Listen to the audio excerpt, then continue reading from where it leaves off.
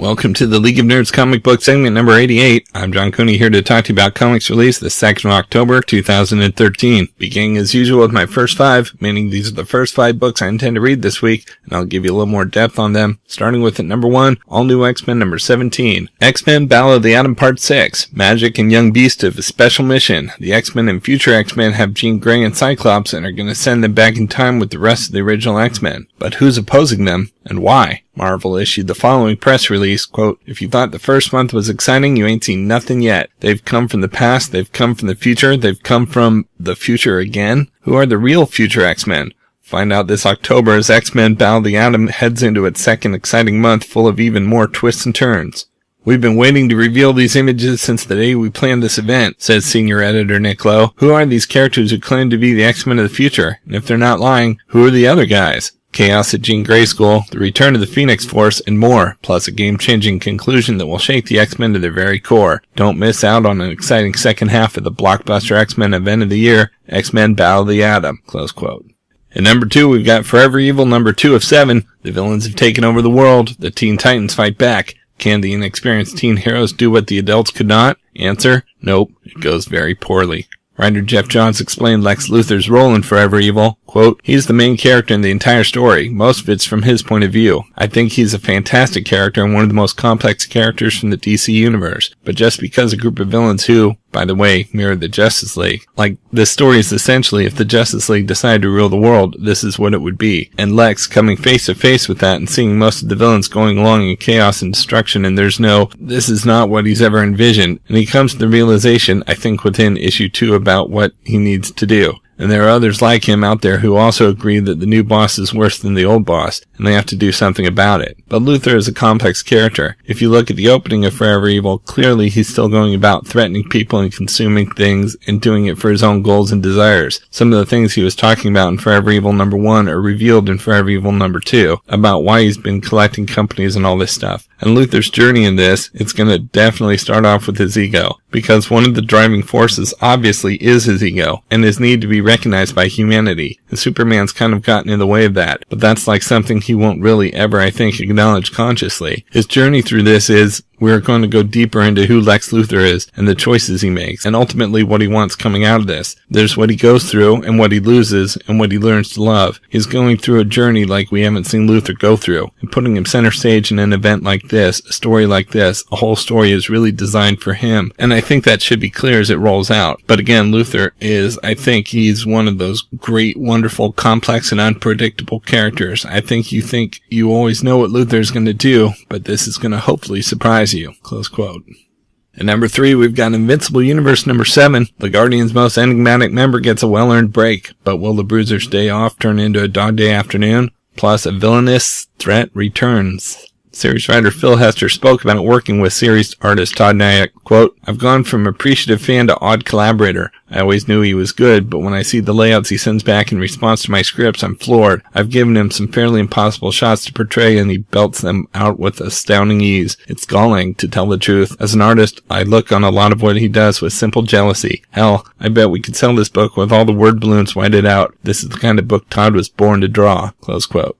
At number 4, we've got All New X-Men Special number 1, Part 1 of The Arms of the Octopus. The All New X-Men crossover with the Indestructible Hulk and Superior Spider-Man. What does Dr. Octopus want with the All New X-Men, and how is he alive? This gets the immediate attention of Superior Spider-Man, but what does it have to do with the Hulk? Writer Michael Costa explained his take, quote, "I think the characters should be the heart of any story, so what I've tried to do here is make sure that the mystery of Ock and the Abomination's return is hopefully interesting, not just an abstract puzzle, but also in how it affects our characters. Spidey, the X-Men, and the Hulk all bring different baggage both to what this mystery could mean and then finally to its solution. So if I do my job right, the important thing isn't just that all the pieces fit together, but how that final shape affects the characters." Close quote. As for Ock's connection to the original X-Men, Costa says, quote, "Well, now that's traveling into spoiler territory, but I can say there's a very clear, if maybe not obvious, connection between Doc Ock's appearance and the all-new X-Men. As for what he specifically wants from them, well, that's what they have to figure out." Close quote. And at number 5, we've got Trillium, number 3 of 8. After her mind-altering encounter with William, the wounded soldier from 1921, Nika is flung back to the far future where she must face the repercussions of her actions. But will she be able to make sense of what's happening to her in time to stop Earthlab's genocide of the indigenous alien tribe? And can she find her way back to William? Series writer Jeff Lemire spoke about the series after the launch of the first issue flipbook format. Quote, "In every issue of the monthly book, I'm trying to do something different that's unique like that. This is the only flipbook, but for example, the next issue is all about language. She's come from so far in the future that her language is so evolved that they can't actually communicate with one another. So I have a lot of fun in that second issue just playing around with different comic book storytelling techniques to have them find new ways of communicating with one another visually. In the third issue, the two different drawing styles you see in issue 1, I start to have some fun blending and mixing those, playing around with format that way. Every issue of the monthly book has something unique about it." Close quote. As for where the story is going, Lemire says, quote, "The story kind of unfolds in the first half, issues 1 to 4, in a certain way where I think you'll start to think you know where things are going. Then at the end of issue 4, the whole thing takes a huge shift and almost becomes a new series in a lot of ways. It's such a left turn, it throws everything you've gotten used to, the rhythms and the patterns, on their heads. It's something to look forward to." Close quote. Rounding out the top 10 at number 6, we've got the Star Wars number 2 of 8. The Empire is poised for an attack on the peaceful world of Aquila, and only Jedi General Luke Skywalker seems concerned. When King Chaos is killed, Jedi in training Anakin Starkiller is ordered to find Princess Leia, while Skywalker sends his only squadron against the Empire's powerful new battle station. It's the official 8-issue adaptation of George Lucas's original rough draft screenplay for Star Wars. At number 7, we've got Lazarus number 4, Family, Part 4, the conclusion of the first arc. Forever moves to defend her family with blood and steel as the twins plot against their father is revealed. At number 8, we've got Hunger number 3 of 4. The universe-shattering series continues with its new heralds. Galactus is unstoppable. Chitauri Empire destroyed. Kree Empire defeated. Captain Marvel lost in battle. At number 9, we've got Marvel Knights Spider-Man number 1 of 5. From the haunted heights of a mysterious castle to the dizzying depths of the deep seas, the amazing Spider-Man has to take on not 1, not 6, not 12, but 99 of Marvel Universe's deadliest villains to save the lives of countless innocents. Matt Kint of Mind Management and Marco Rudy of Swamp Thing bring you a defining hour in the life of the webbed wonder in a race against time and a battle against evil. And at number 10, we've got Morning Glories number 32 with the solicit Stories We Tell. For the best of the rest from DC Comics, we've got Action Comics number 24. When Brainiac shrunk Metropolis, they were infected in the process. Now Superman battles their effects on the city, and the secrets of the 20 are revealed. Next, we've got Batman Black and White number 2 of 6. The Eisner Award-winning series continues with the second amazing issue. Don't miss new takes on The Dark Knight from legendary creators. We've also got Detective Comics number 24. Batman's final confrontation with the Wrath is here. Can Batman stop his evil counterpart from claiming any more victims as an epic battle bursts into the city streets? Next, we've got Earth 2 number 16. The war against Steppenwolf and the Hunger Dogs is over. And we've got Trinity of Sin, the Phantom Stranger number 12. The Phantom Stranger suffers the pain of being erased from existence and is forced to leave behind his humanity once and for all.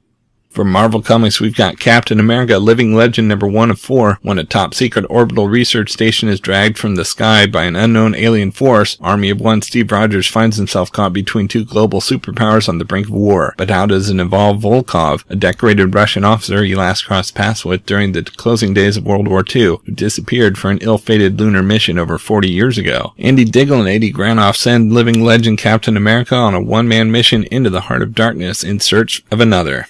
Next, we've got Daredevil Dark Knights number 5 of 8. This stunning exploration into the life of the man without fear continues. A fugitive on the loose, the evidence Matt Murdock needs to prove his case has gone with him, and there's a huge honking monster tearing New York apart. Just another day for Daredevil. David Lapham writes and draws A Race Against Time. We've also got Fantomex MAX number 1, the X-Men's own international super thief in his own Max miniseries. Sexy secret agents, weird weaponry, vintage champagne, and damsel in distress. All the uncensored action you could ever want in a comic, and more.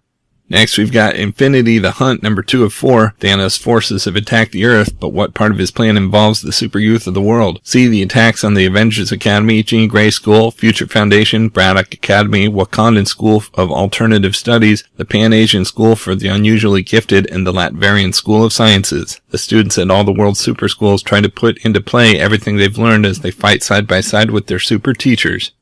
We've also got Iron Man number 16, more mind-blowing revelations of the secret origin of Tony Stark continues, an escape from the scene of the crime. How is Tony Stark deceiving the Guardians of the Galaxy? A surprise Tony was trying to avoid. Next, we've got Savage Wolverine number 9. A new arc begins here as New York Times best-selling artist Jock spins a tale of science fiction intrigue in a far-flung future. When Wolverine crash lands on an alien planet, he'll need more than just his healing factor to survive. But even if he adapts to the strange environment and its stranger denizens, will Logan be able to handle the secrets the planet hides? Extraterrestrial excitement hits close to home in a Wolverine take like none you've seen before. We've also got Superior Foes of Spider-Man number 4, getting the band back together.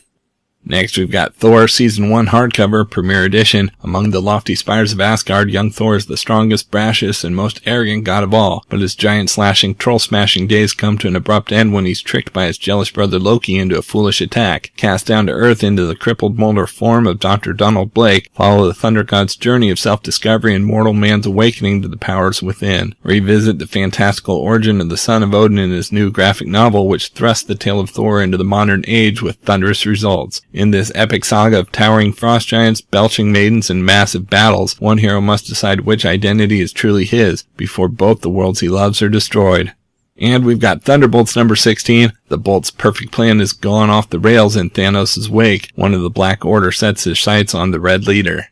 From Boom Studios, we've got Robocop Last Stand number 3 of 8. OCP has finally found Robocop's one true weakness, his humanity. With the secret weapon up his sleeve, Old Man believes he's finally set in motion the perfect trap for Robocop. Will Robocop's need to defend the people of Detroit finally lead to his downfall? From Image Comics, we've got Bedlam number 9 with the solicit Hiding Something. Next, we've got Mara number 6 of 6, Conclusion. A few short months ago, Mara Prince had the world in the palm of her hand. Now the world has so completely rejected her, she has no place left to go. Or does she? The dramatic conclusion to Mara is here. We've also got Mind the Gap number 15, R.I. Peterson Conclusion, the end of the beginning of the end. Everything changes here. Which life will L choose? The garden, Earth, or death? L. Peterson is dead. Long live L. Peterson. And we've got Reality Check number 2. Will is having one bad day. The woman who broke his heart has returned, and she may actually have a thing for Dark Hour, the fictional hero who came to life from Will's imagination. Meanwhile, the hideous devil inside stalks their every move, waiting for the perfect moment to kill them all. From Valiant Entertainment, we've got Quantum and Woody number 4, the staggering first appearance of the GOAT. Bitterly divided and hopelessly outgunned, Quantum and Woody are getting torn apart. Literally. Can they get their stuff together before being shredded to atoms by the mysterious crone and her super science foot soldiers? Probably not. But when a new ally emerges from the shadows, they'll find the strength to fight back. Out in trades this week, we've got Batman the Court of Owls book and mask set hardcover. The best-selling epic that introduced Gotham City's dread Court of Owls is back in this amazing book and mask set. Along with the trade paperback copy of the Court of Owls collecting Batman number 1 through 7, this set includes the PVC owl mask with white elastic band that created a sensation at comics conventions in 2012. And we've got JLA Earth 2 Deluxe Edition hardcover, the amazing original graphic novel from All-Star Superman creative team writer Grant Morrison and artist Frank Quitely is back in a new deluxe edition hardcover that includes a gallery of preliminary art that's never been published before. Ultraman, Owlman, Power Ring, and Johnny Quick rule their world without mercy or opposition until the sudden appearance of Superman, Batman, and the rest of the Justice League. Realities clash as the Justice League travels to an alternate reality to face off against distorted mirror images of themselves. This deluxe edition features a new cover by Frank Quitely, plus previously unpublished sketch material and more. Okay, so that's just a few of my favorite books out this week. There's still plenty of others available. I broke out all the Marvel titles this week in their own video, and a separate video for all of DC, and even a video with the top independent publishers. You can find them all on my YouTube channel at he'sgotissues.com. And we'll have the links up on the leagueofnerds.com, our Facebook page, so be sure to like us there too. And of course, you can follow everything I'm reading on Facebook, Pinterest, Tumblr, or Twitter. You can find links to everything in the About section at he'sgotissues.com. And a reminder that both He's Got Issues and the League of Nerds are proud members of the Comics Podcast Network. So until next week, I'm John Cooney, and I've got issues.